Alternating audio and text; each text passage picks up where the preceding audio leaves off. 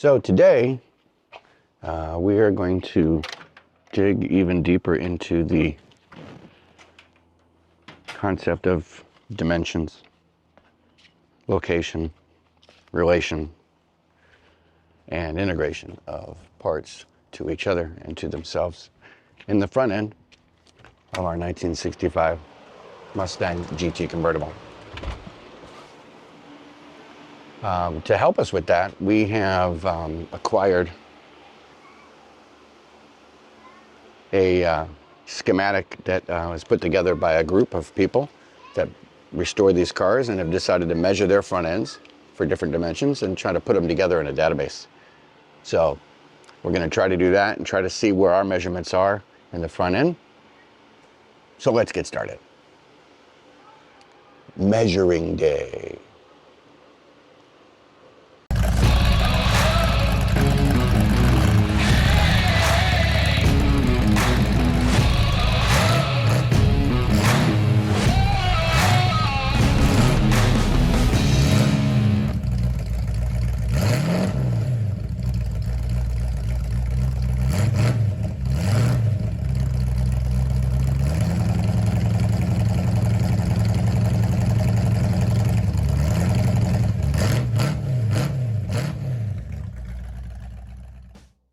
So we spent some time this morning kind of straightening up the car using some trailer jacks and a piece of 1-inch square steel tubing. We pinned it up underneath the floor support, and then we pulled that side of the car up until the floor assembly was level. Not leveled, not even with the ground, but level, for real. Then we jacked up the front end of the same piece of steel to put it level in the front. Then what we did was we picked up the front end separately using a combination of chewing gum and Band-Aids to bring the frame rail on an even parallel to the leveled square tubing. So measuring here, measuring here, measuring here, we have 5 5/8 all the way across this straight line gap between here and here. Normally, when you do this type of a thing, you have a completely flat surface, which is already level, and that's your datum. That's your baseline. That's your everything you're building off of. That surface is all measured to that surface. Well, in a home garage that is typically sloped to allow drainage, that doesn't work. The garage is lower here than it is over there, and as you can see, we have the front end of the body cart off the ground to make sure that the entire thing is level, bubble level, so that we can actually do some measurements. So then we also then measured from here down to the ground, and that was 27 1/4 inches from that point down to the ground. So we could try to get even on both sides of the car, because that number is going to be the same on both sides of the car. So when we did that, and we were worried before about the relationship between this panel and the firewall, and it was very far away. We're now noticing, if you take a look, that the gap is much smaller than it was before, and will probably be where it needs to be when everything's said and done, except for this area right in here. And that area is touching, and this is not. So my guesstimation is that this is preventing the rest of this from sucking up directly, because that shape is perfect. All it needs to do is go. So what I did was I drew a line here, just like we did on the other parts for the torque boxes. Just like we did on the other parts for the torque boxes, where we cut a slice pushed it back together and welded it up to suck that part in to change that profile. I think we can do the same thing here. I think we can cut that, just cut a straight line, whoop, right in. We don't have to take anything apart. We can just cut right in there, whoop, and maybe cut 2 slices so there's a gap, and then kind of pull that part down. And it looks like if we do that, it looks like all the rest of this dimension will all go exactly where, because you can see it gets wider as it goes to the top. So I think that's simply preventing the rest of this shape from pulling directly into the firewall where it needs to. So let's get the cutting wheel and cut that. The welder is a little far away to be able to weld at the moment, but we can at least get the part of the modification and the fabrication done. And let's see how that goes. I mean, relatively quick. We're not doing a whole lot today. Today is kind of a lost cause because it's all about measuring and figuring and configuring and doing all this stuff. So we're just doing what we can with the little amount of energy that we have. And I do mean little. Let me get my ear protection.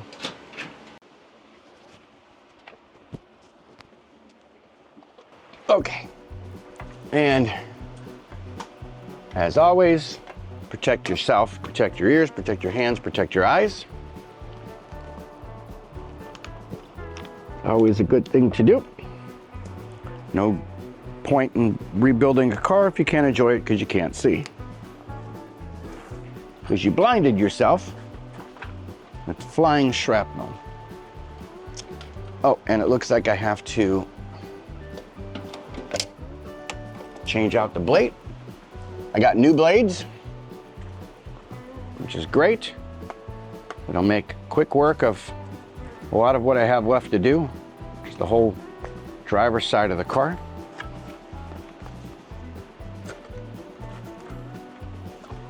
Okay, take that, we'll put that in a drawer. Make sure we don't take them out of the bag box. And our handy dandy trusty Hercules angle thing. What do you call this? Trigger grip angle grinder. Sure. That's what we call it. That's what it wants to be called.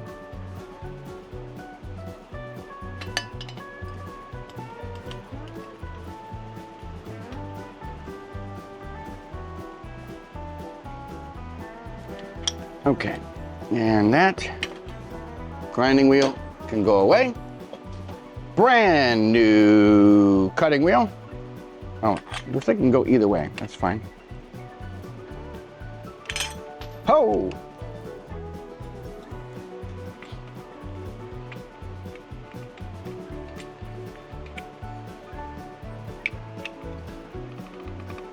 Okay. Put this up here so we don't lose it. Put this over here so we don't hurt ourselves, because I'd really like not to hurt myself today. Let me go close the door so that we're not encroaching on the peaceful Saturday of our neighbors. And then we'll get this one piece cut with my handy dandy ear protection.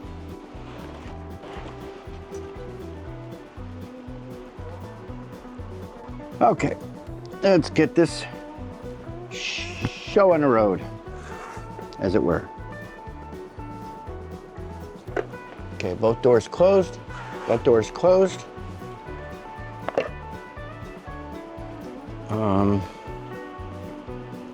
Yeah, that's gonna be fine. Let's turn the handle to the other side so we can hold it at the top part.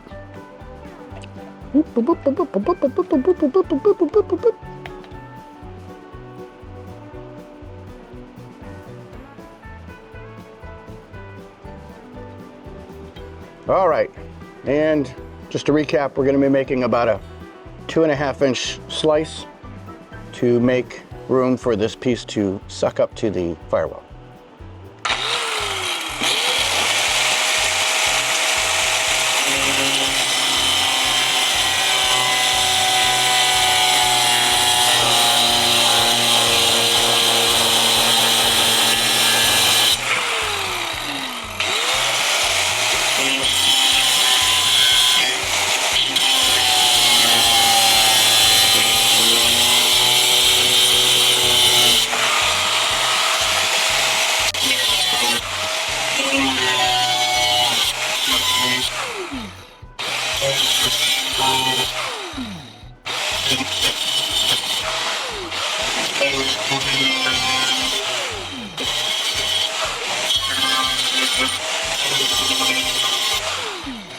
Okay, that's pretty good.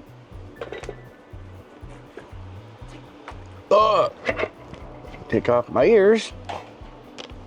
Take off my hair protection. All right, so what I did, I'll get you a close up here in a second. Whoop. So now you can see there's a slice from there to there, so that this will actually come down and pull down and pull down and conform a little better to this whole piece going up that way. And it looks like we have a little bit up there that we probably could actually also alter a little bit. I don't know how we would be able to do that with the cutting wheel, but let's see what we can do.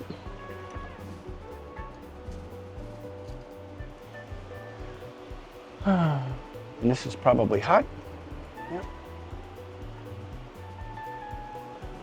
See if we have a, let's see, this will probably work good.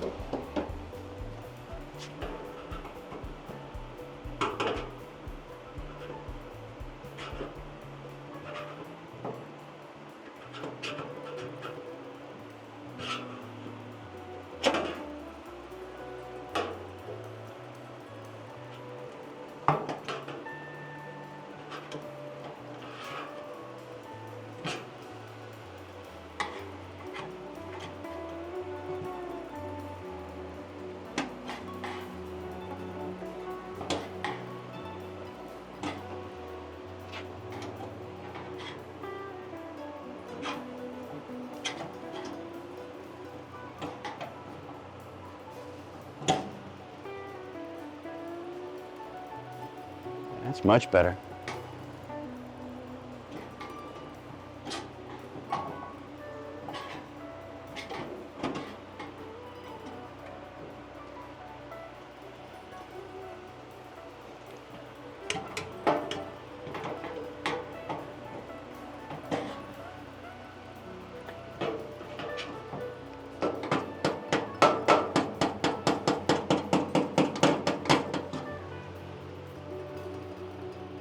Uh-huh, yep, that did it. That did a good job. Now I'll show you how much better that profile is now. I mean, it's obviously not at its finished point. This is gonna be a little more shaped, but it's obviously much more uniform going to the top. And there it was before, and it's not binding in that one spot. So yeah, that's pretty good. That's pretty darn good right there. That's what I would say. And that looks like it's hitting there. I've already made one cut to that piece.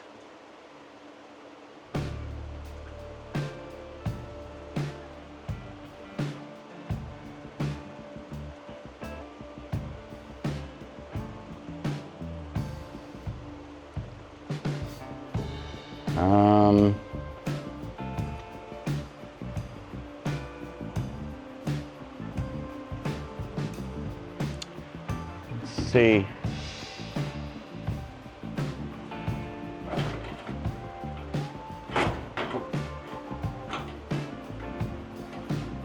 Maybe I could use the, maybe I could use my hole punch. Let's see if that will let me get in there.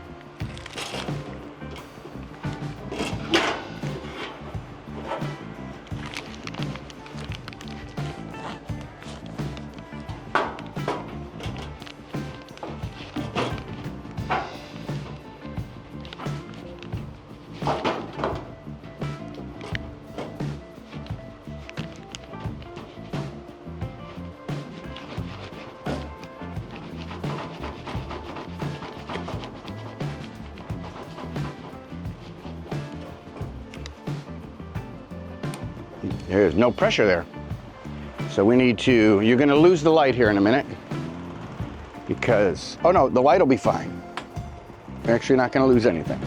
It's gonna be fine. Everything's gonna be great. It's gonna be just fine. Everything's gonna be fine. You can unplug this. We're gonna plug in this. Turn that on. We're gonna climb our way through 500 obstacles to get back to this side of the garage.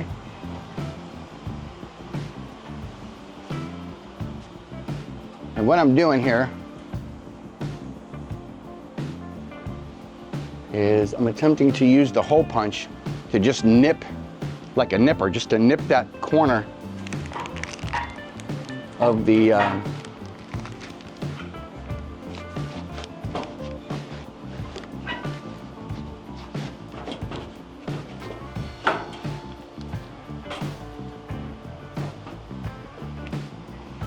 that corner of the inner fender well, fender apron.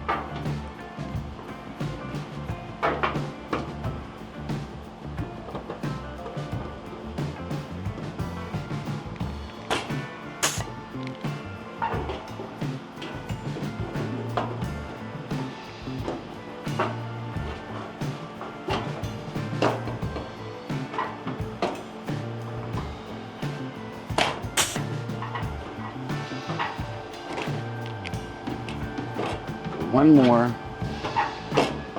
not so far in.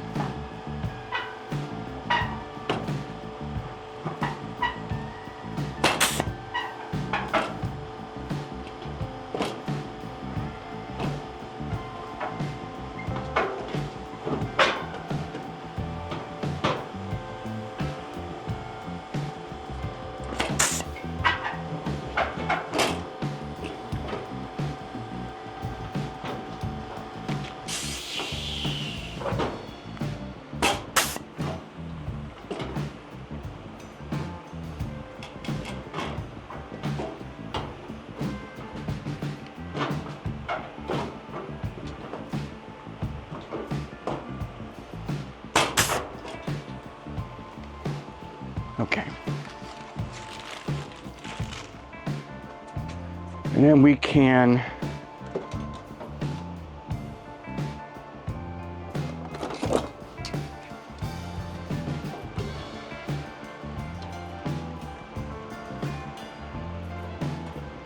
and this is not permanent. This is just to make room.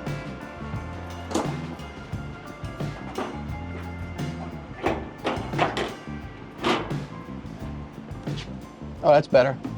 Oh, look at that. Woo, looky there. This is makes up for the whole day. Wow. And it looks like the only thing really keeping it from being totally up against it is there's a little bend in this flange right here. I'll show you. Let me show you. I'm excited to show you. Here we go. Beep. Okay, you ready for this? So you got this, you can see right there that that's bent and needs to come back. This is fairly smooth. And then here, look at that. Look at that. Again, this will get all cleaned up. We're gonna clean all this up so it doesn't look so ugly. But this is good. I mean, it's not perfect, but it's there. It's where it needs to be.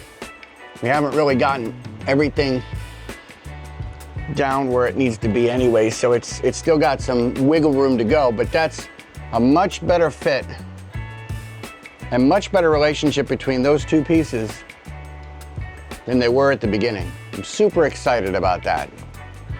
So what we're gonna do for the rest of this weekend, if anything, who knows, is to get the rest of these measurements right and to make sure that we're really in the right spot to just really start. Again, this is gonna be mock-up after mock-up after mock-up after mock-up. There's no other way around it. Then we also then have to do holes here, 10 holes here, 10 holes on the bottom, 10 holes on the other side. We have to mock up the holes that go between the inner torque box and the firewall. We have to mock up the spot that we're going to be doing that over there. In fact, we probably can mark that while we're here. That's a good idea. Let's do that. Since we're here and we bought the marker, and we're fairly certain that this is where all the, you know what we should probably do before we do that? We should probably mock up the, oh goodness.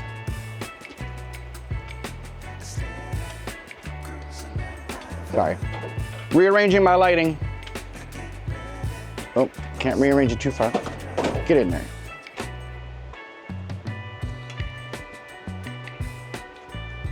Let's, hey, how you doing? Let's bring in the 2 torque box pieces and get those in place to see if we're really where we think we are. Let's see if we are where we think we are. You are what you think you are, which is gonna be this guy.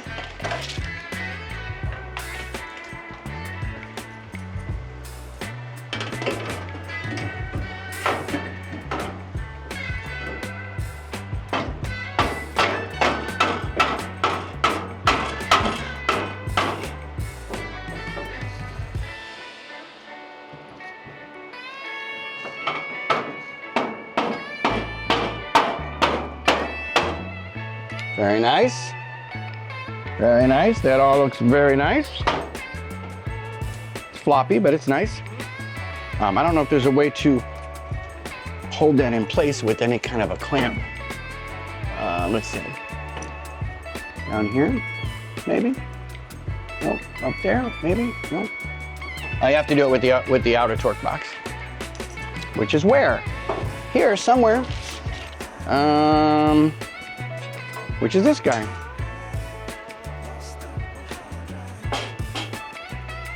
And could use some clamps. Some clamp McClampersons.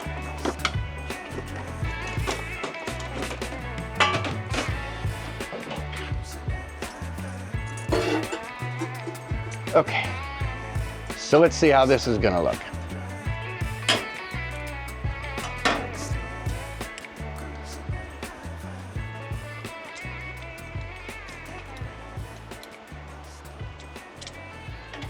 There was another one up here, if I'm not mistaken.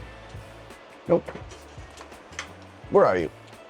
Where are you? There you are. Oh, hey! Okay. So this is gonna go like this. Yes.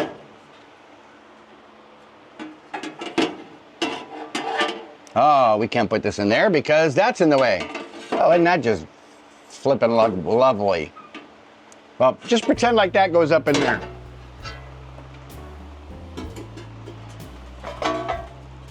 So we can't actually do that. But this piece looks good. I mean, all the relationships here, this notch, there's a notch there, that looks good. Ouch. This all looks good, that all looks even. This looks like it's supposed to. This is in the spot where it's supposed to be. This is level with the bottom of the floor support, which is great. So let me pull this back out of here for the 453rd time. Actually, we probably could mark it. I mean, we have the marker, we might as well mark it. We got the marker. There's my marker. Marker! There you are.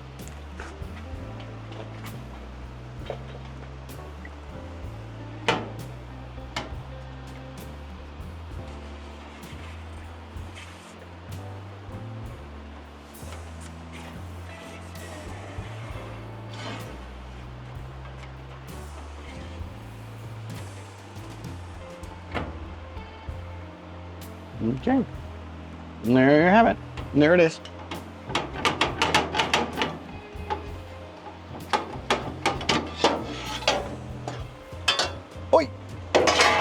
Hey, that was noisy. And then we got this.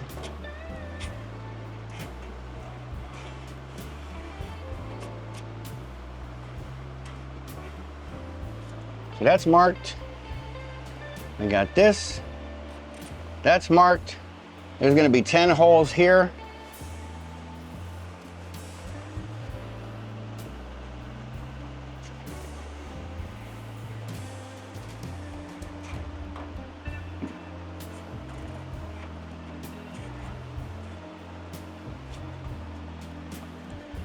I'm just drawing, just for fun.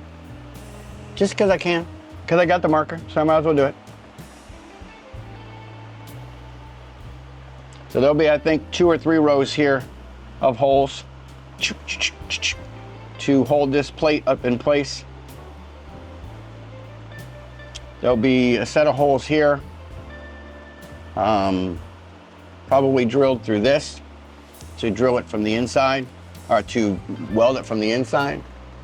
These will probably get welded, ouchies, owie, probably get welded this way, I'm not really sure yet. So yeah, so there you go. This part is deliberately slow because you have a dozen or so, maybe a dozen and a half dimensions that all have to relate to each other squarely, front to back, top to bottom, left to right, diagonals. So there's quite a few of those. In fact, I can show you,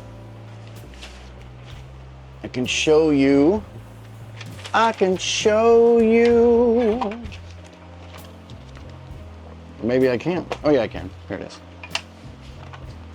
So we have a couple of drawings that we use. The first of which is this guy. It's kind of bright. Let me kind of fix this so you can see this better. So this is a representation of the car. Representation of the car. Again, this is your datum line. This is some kind of flat surface. It's completely perfectly level. And then measurements. And then it's hard to see any of the stuff that's going on in here. This one's cleaner. And this is where I, copied some dimensions from another person between here and here, 5 5/8. Some dimensions front to back underneath, which I haven't really checked yet. But the key, I think the biggest one that we're able to utilize is, here's another one that's a little bit easier to read that shows some more of those dimensions. But this one was created by a friend of mine in our Facebook group, and it's a collection of multiple persons' dimensions for all these different lateral distances and a general consensus of what you should expect to see in a typical car. And I say typical because these cars were not built with computers. They were not built by robots. They were not built by people who had access to precision machinery. Sorry, I'm talking while I'm cleaning and reorganizing so you can see this better with both cameras. These were built by Frank and Joe. Frank on one side of the car and Joe on the other side of the car. And maybe they got the same number of welds between the two of them on either side. Maybe they didn't. Maybe they got close. Maybe they didn't. But it was a case of, let's get these things out of here. Sorry, I'm reorganizing my entire production set here. So as I was saying, this sheet here, which you can see, shows the two, I'll turn it this way, shows the two shock towers. This is where we were just working, was right over here in this corner right here. We were just working on this. This is the firewall, this is the rest of the car, this is the front of the car. So these are what are considered generally accepted typical measurements and distances between the firewall, between the frame rails, distances, and we haven't done any of these other ones yet. We've just been working on today on essentially those.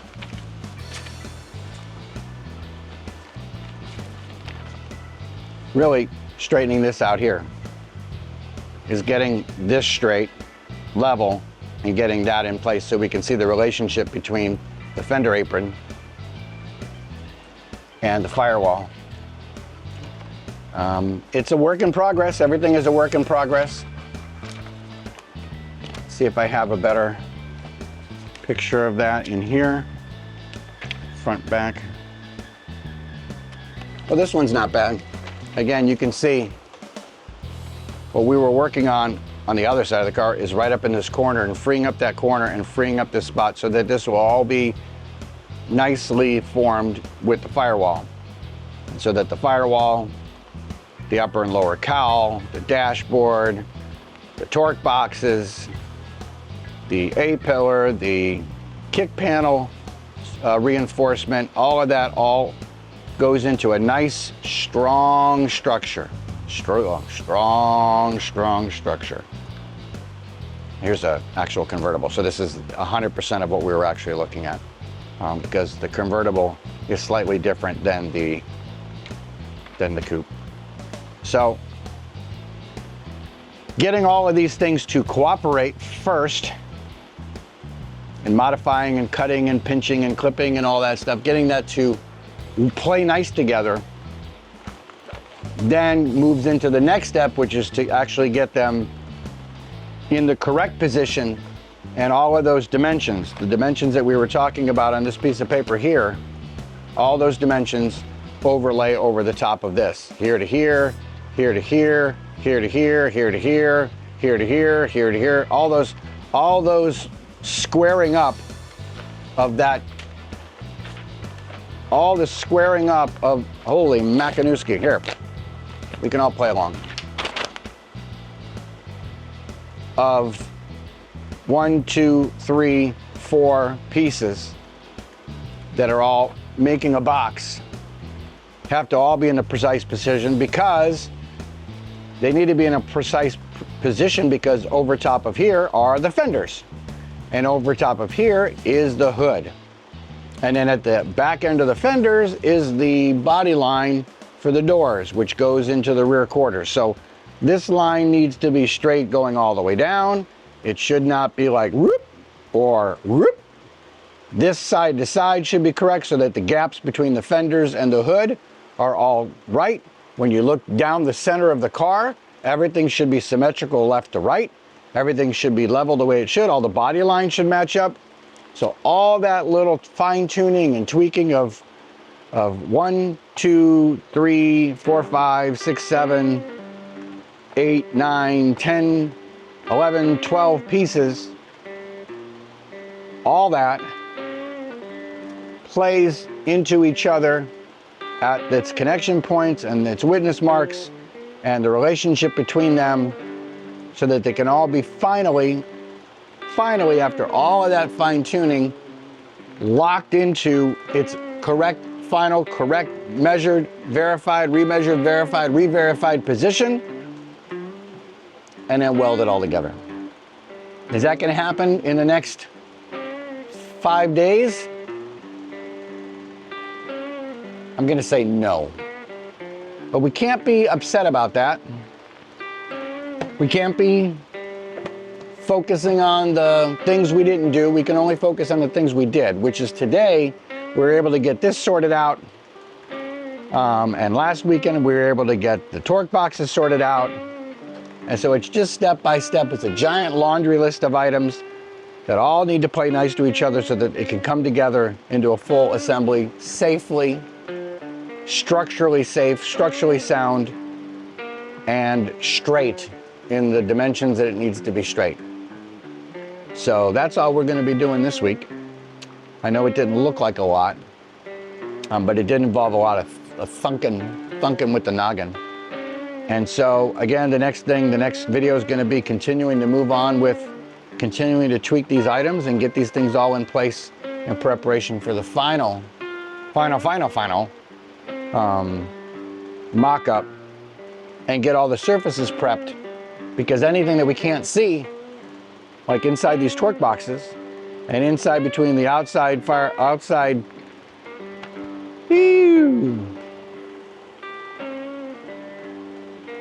the inside and the outside rockers, right in there, you can see in there, that cavity on both sides cannot be accessed once we lock all this down. Inside the torque box cannot be accessed once we lock all this down. So when we are done monkeying with this stuff, it has to come apart again, and all these surfaces, internal surfaces, have to be treated with internal frame coating or rust encapsulator, or something that will ensure that if moisture gets in there, it doesn't prematurely create rust from the inside out, like these cars are typically want to do over the last 60 years. So that's where we're at. If you enjoyed the video, or you enjoy watching the video and laughing at how much I'm not doing it right, I'm good with all of that. The key is, this is a legacy project for my sons and my family and my daughters, for them to enjoy when I'm no longer around. So if you feel that this was worth your time to watch and to possibly support, if you hit the subscribe button, the like and subscribe button down there, boop, hit that. It's not going to cost you any money. Nobody's going to charge you. And if I happen to get to 500 subscribers, YouTube may send me a check for $10 or $12 and for the ads that get played. And that'll help finish paying for a lot of the stuff that we got going on here. So, appreciate you very much. Like and subscribe and like. Leave a comment below. If you like these things or you have an interest in these dimensions, leave a comment below. I'll make sure you get access to the gentleman that's in charge of that. And it's on to the next adventure. Coming together right now over me.